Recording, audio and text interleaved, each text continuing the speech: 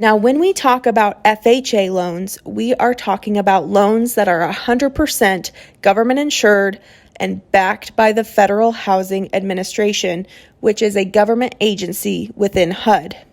Lenders recover any losses that they experience during a foreclosure or short sale because FHA makes up the difference.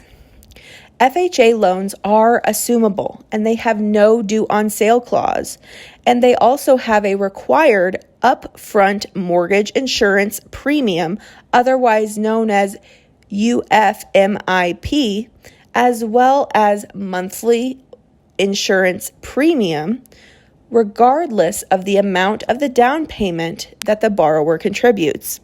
The upfront monthly mortgage insurance premium is 1.75% of the qualified loan amount or refinanced amount. It's important that the lender is the one who sets the interest rate for the borrower. So if a borrower is late on paying their mortgage, a late fee of 4% of the principal and interest will be charged to them. Now, just like with conventional loans, there are certain requirements that a borrower must have to qualify for an FHA loan. To qualify for an FHA loan, a borrower must be eligible to work in the United States and have a Social Security number. If a borrower has a credit score between 500 and 579, then a minimum down payment of 10% is required. If a borrower has a credit score of 580 and above, then a borrower can contribute a minimum down payment of 3.5%, which can be a gift from a relative.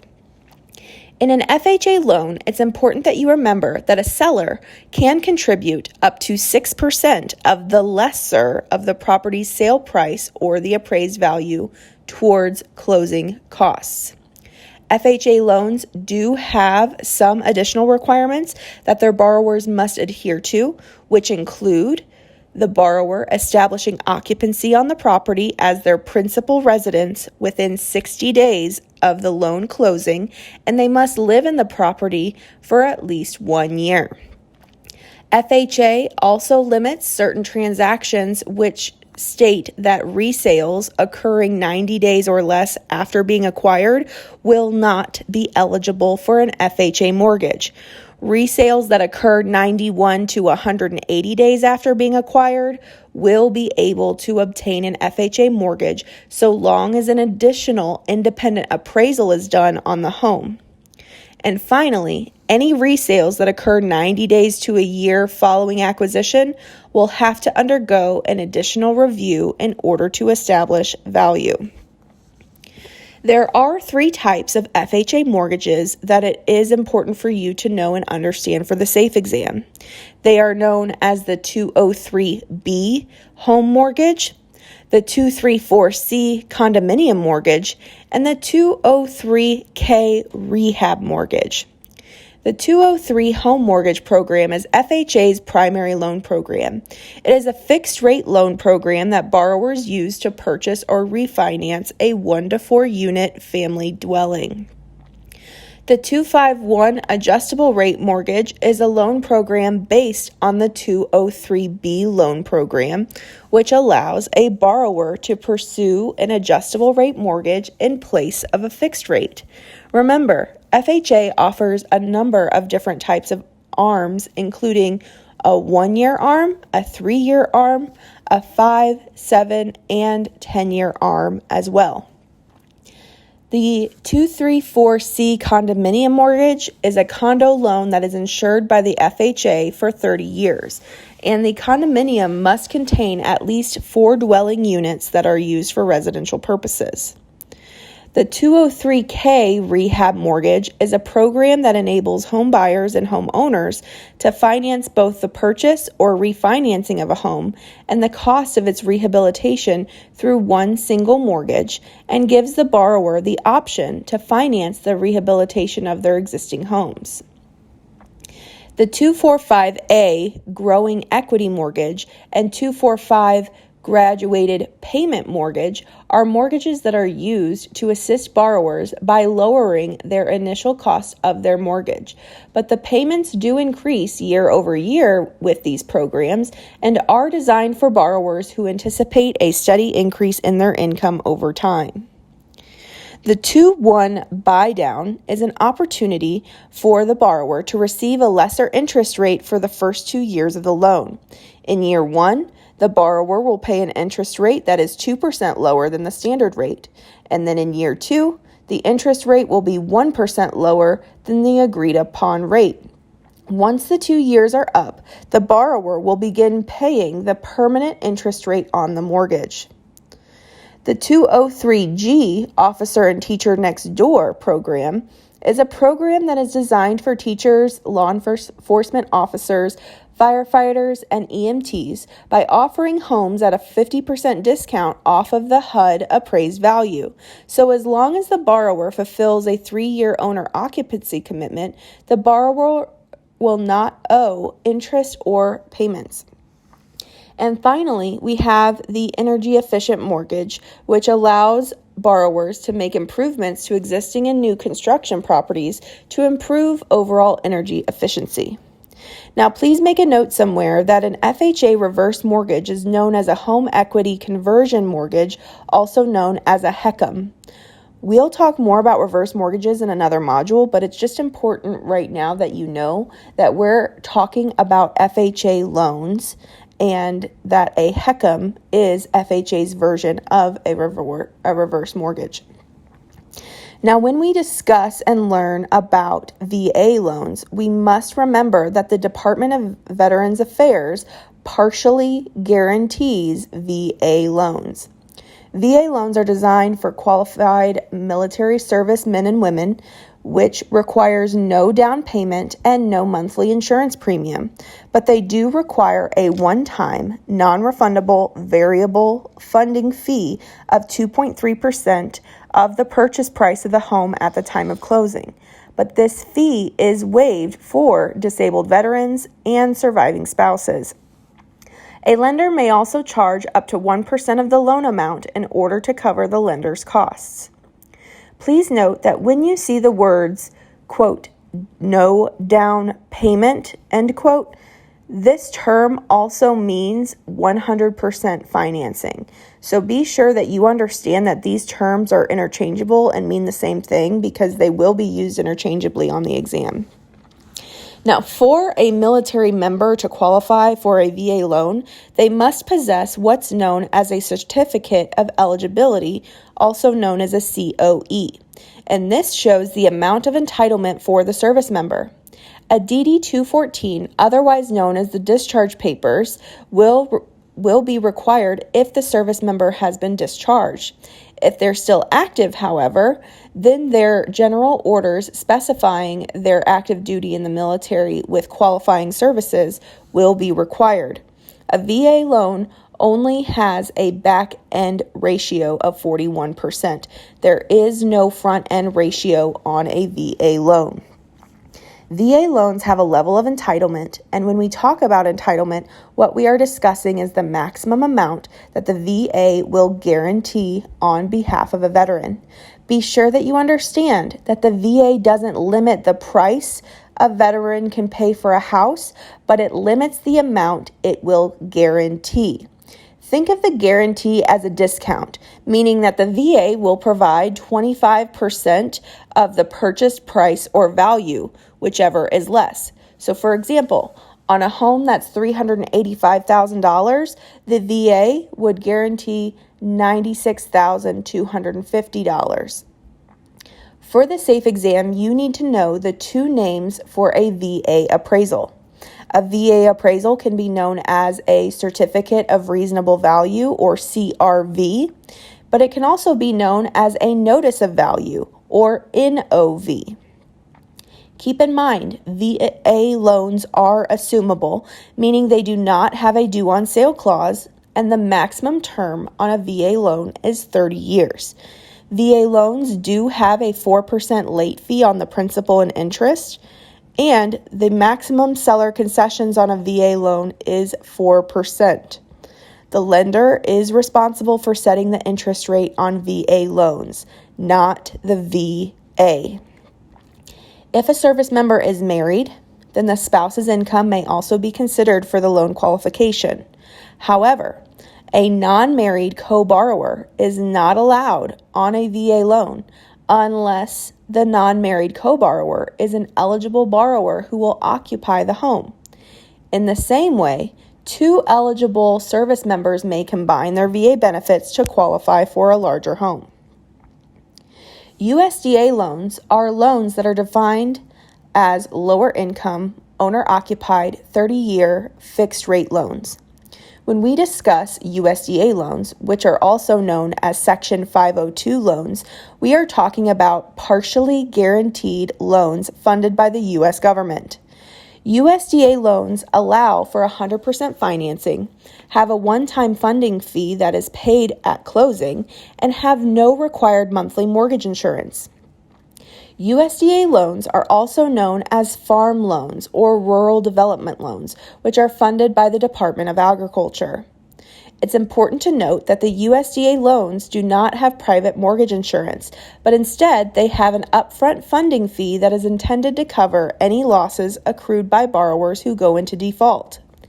Be sure that you remember that there are no prepayment penalties on USDA loans, but there are a 4% late fee on the monthly principal and interest. Guaranteed loan applicants may have an income of up to 115% of area median income, which means that a borrower's household income can't be more than 15% above the median income where they live or are wanting to move to. The actual dollar amount varies by location and household size.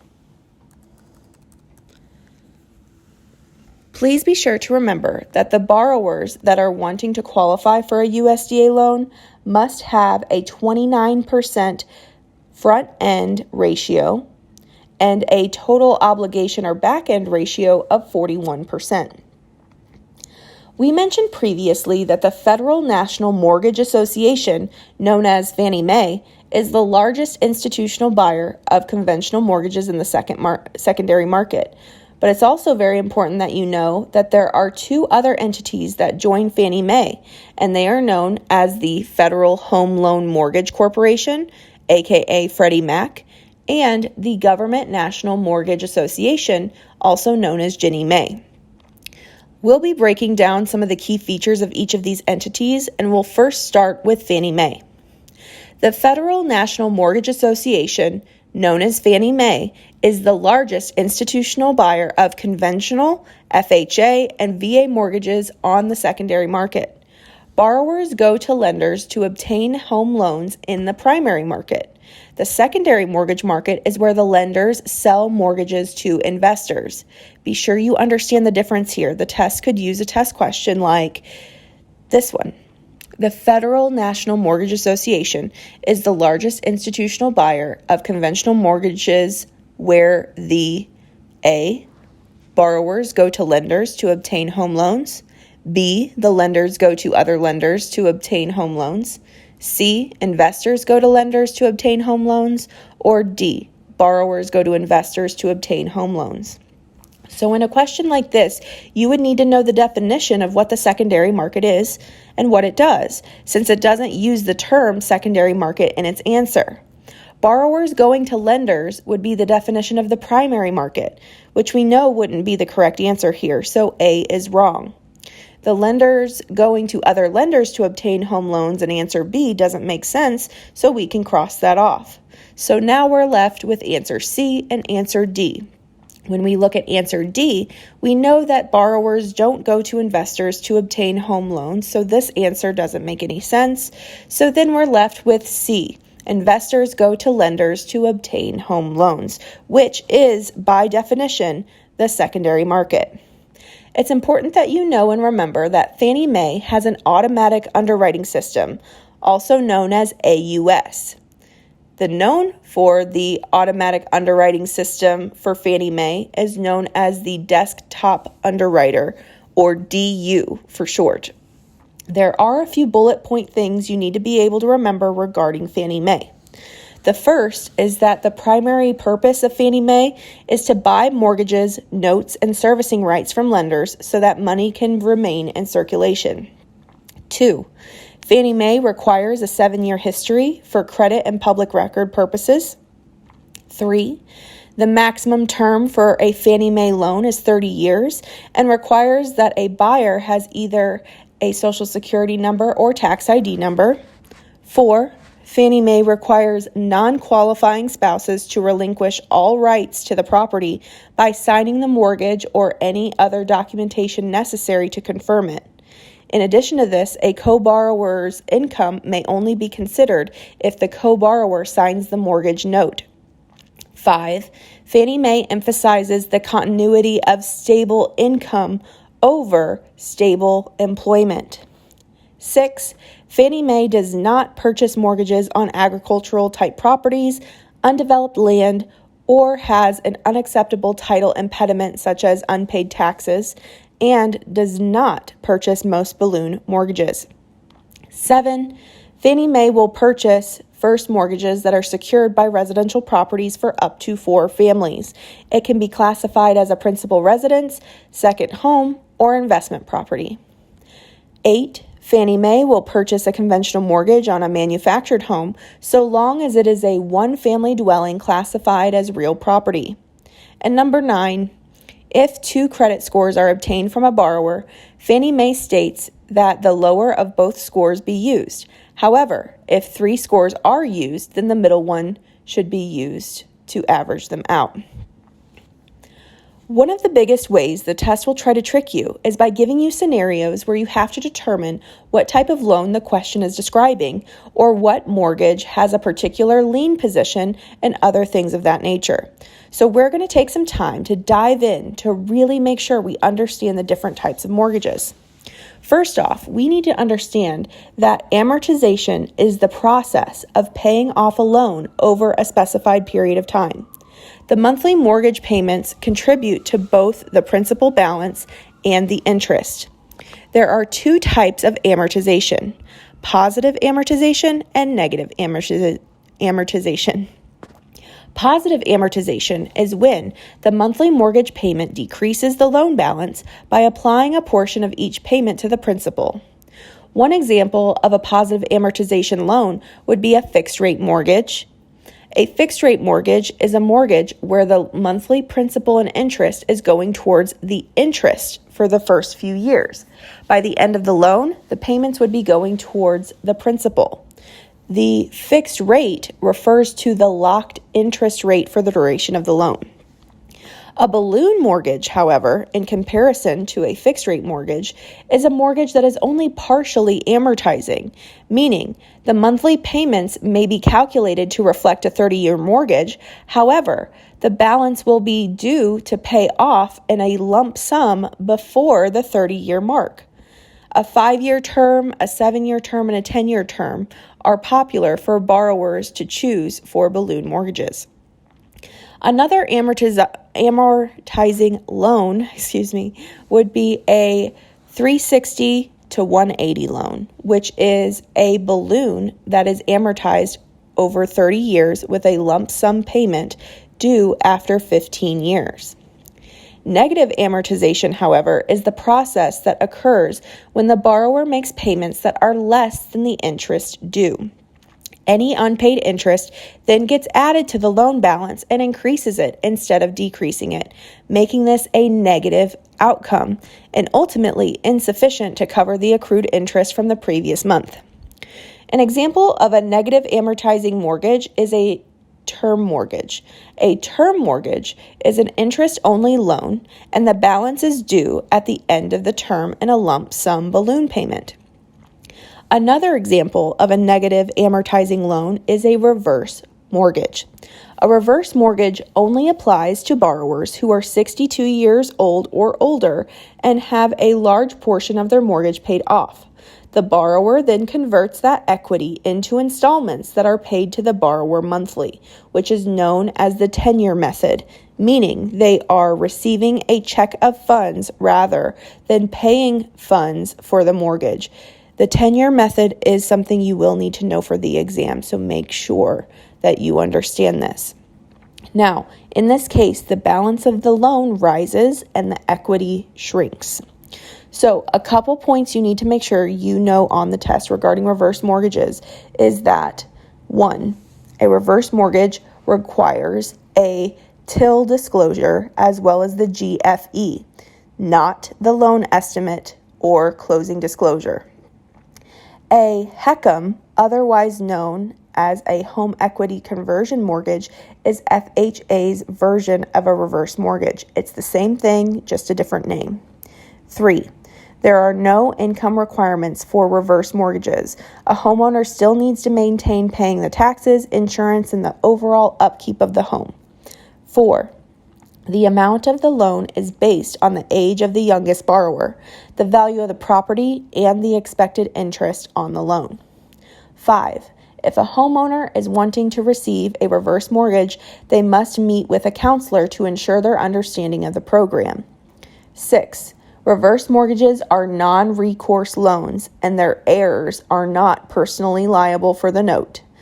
And 7, so long as a homeowner is not in breach of contract, a reverse mortgage becomes due when the last surviving borrower ceases to live in the home for 12 consecutive months, sells the home, or passes away. You need to make sure you understand that a senior mortgage is a mortgage with a superior lien position, whereas a junior mortgage has a lower, more subordinate lien position. Now, you really need to study the circumstances of when a loan would change from a superior lien position to a subordinate lien position. And you also need to remember that property tax liens have a superior lien position to all liens. This is critical to remember for the exam. Now, there are 10 more types of mortgages that are essential that you know and understand. The first is what is known as a package mortgage, which is defined as a mortgage that has a lien that includes personal property in addition to real property. The second is a purchase money mortgage, also known as a seller-held mortgage. This is a mortgage that is given by the seller to secure the funds for the borrower, which could be partial coverage or full coverage of the money needed to purchase the property. The third is what is known as a graduated payment mortgage, which is when the mortgage payments start low and gradually increase annually. The initial payments are usually amortizing negatively, and then they become positively amortized over time. The fourth type of mortgage you need to know for the SAFE exam is a variable balance mortgage. This is a mortgage with an adjustable interest rate, which can increase or decrease, but the monthly mortgage payments remain the same. The fifth and sixth type of mortgage is known as a wraparound mortgage and a seller wraparound mortgage. These can be confusing to understand, so let's break them down.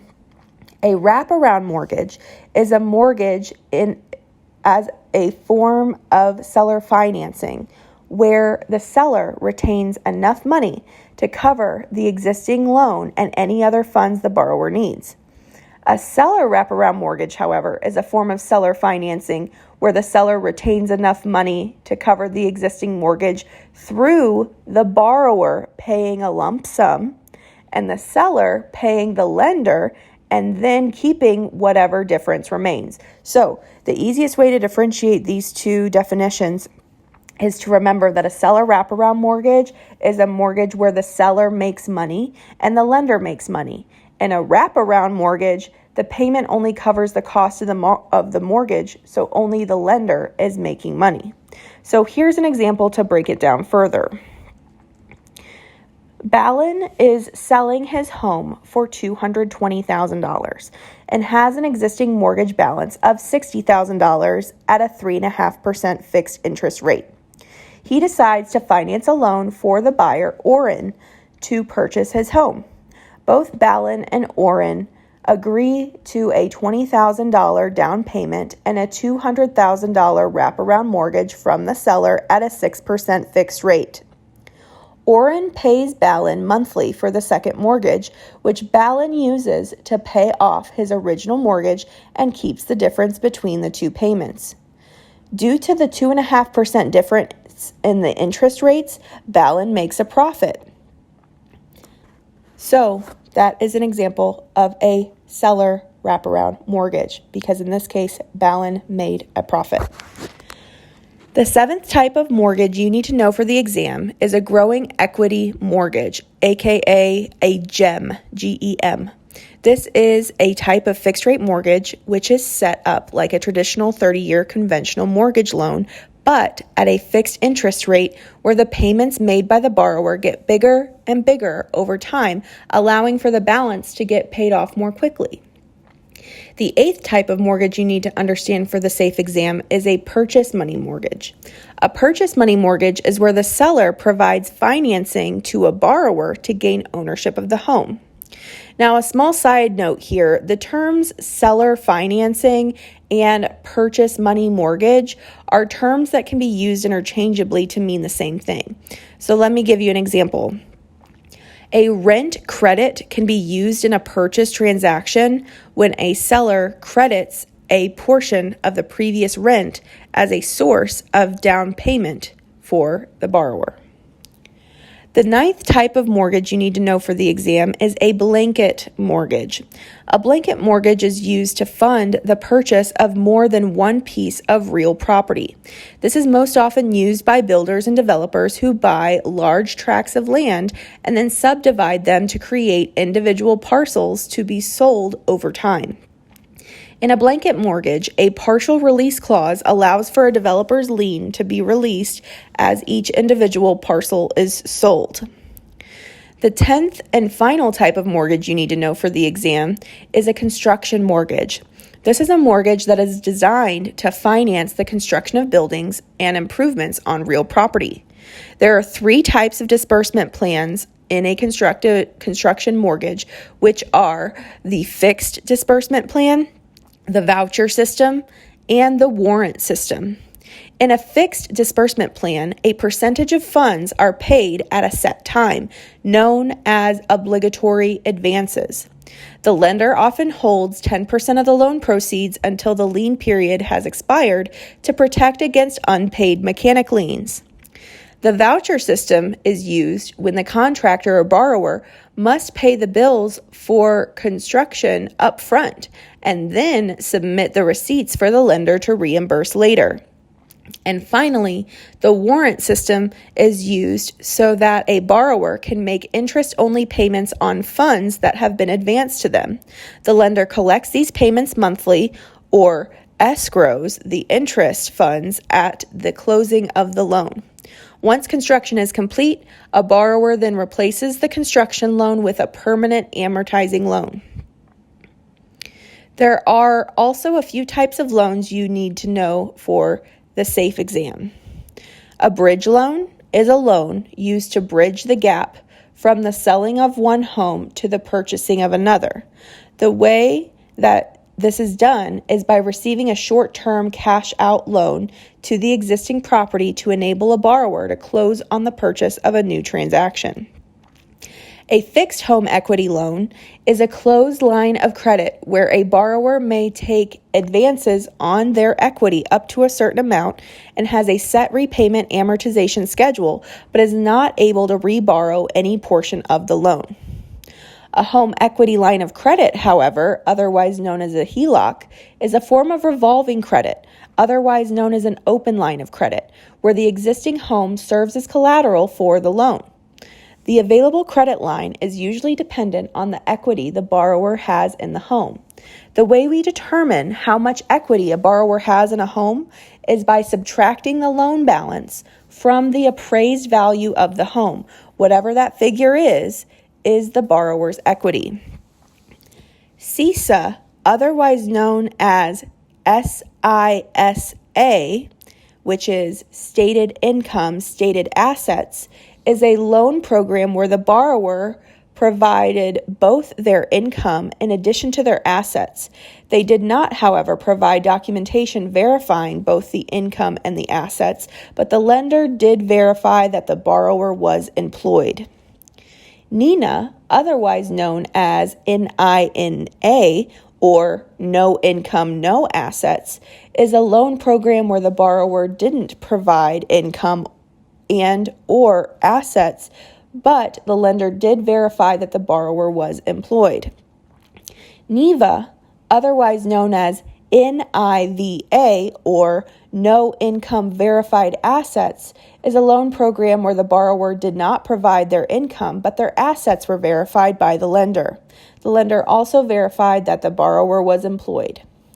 SIVA, otherwise known as SIVA, or Stated Income Verified Assets, is a loan program where the borrowers provided information regarding their income.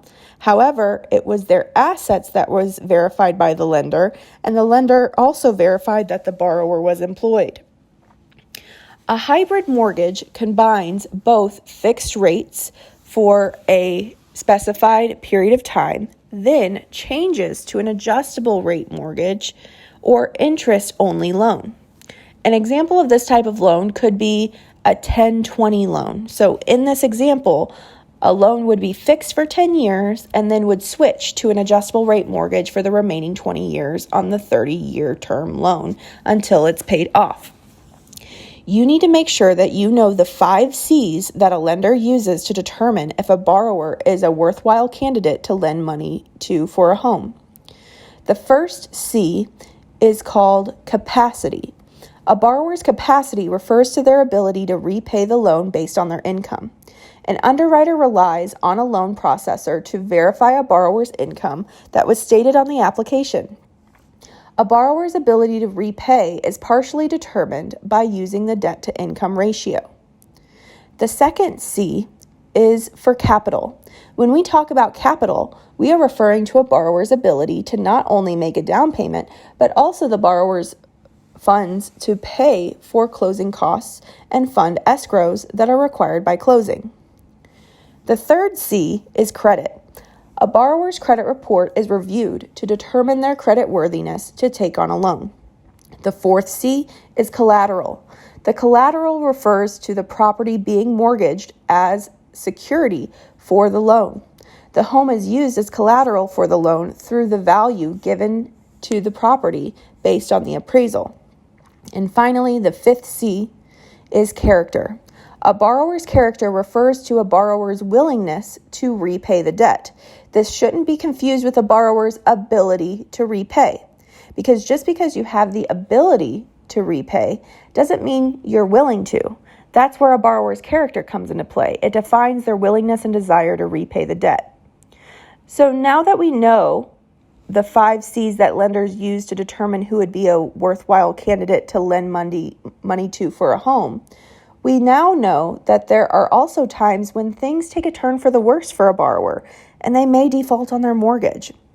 When that happens, then a foreclosure may take place. A foreclosure is a proceeding to relinquish all rights, title, and interest of the owner in order to sell the property and satisfy whatever liens may be against it. Keep in mind that when a lender files a notice to initiate a foreclosure lawsuit, this is known as a lis pendens.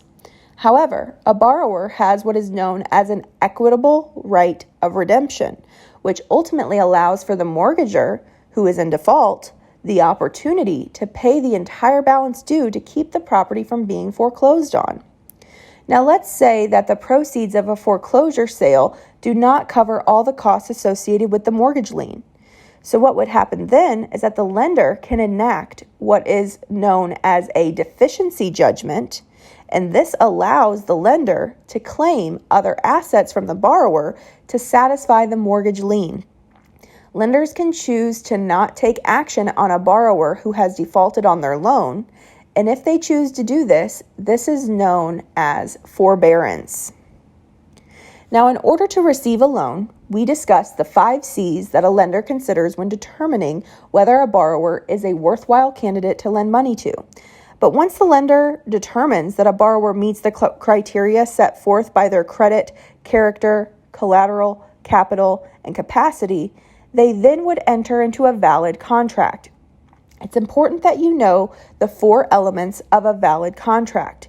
They are competent parties, mutual agreement, legal obligation, and consideration. Now let's discuss the different clauses that could be placed in the contract. These clauses can benefit either the lender or the borrower. A defeasance clause is a clause that requires the lender to send a notice to the borrower within 60 days of paying off their loan, stating that the mortgage note has been satisfied. Slight side note here, a defeasance clause and a deficiency judgment may sound similar as I'm saying them, but they are 2 completely different ideas. Remember, a deficiency judgment allows the lender to claim other assets from the borrower to satisfy the mortgage lien, but a defeasance clause states that a lender must send a notice to the borrower within 60 days of paying off their loan, stating that the mortgage note has been satisfied. Now, a prepayment privilege clause allows a borrower to pay either part or all of the loan before it's due without penalty. An open-end clause allows the borrower to make future advances on the same loan. A subordination clause allows for a senior mortgage to assume a junior lien position. It's crucial that you understand which mortgage is in which lien position for the exam. On both of my exams, I had at least 5 questions that dealt with this topic. An acceleration clause defines the conditions where a lender can demand repayment of the loan in full if a borrower is in default. So the lender is ultimately accelerating the repayment under the condition of the borrower defaulting on the loan. An alienation or due on sale clause, however, requires the borrower to pay the full mortgage balance and accrued interest before the borrower can turn around and resell the property. Now let's discuss some terms you'll need to understand as we break down how deeds work. When we talk about deeds, we are talking about a written document used to convey title or transfer ownership. Some deed restrictions may be put in place to limit or control the ways that the property can be used, but keep in mind that deed restrictions cannot be discriminatory.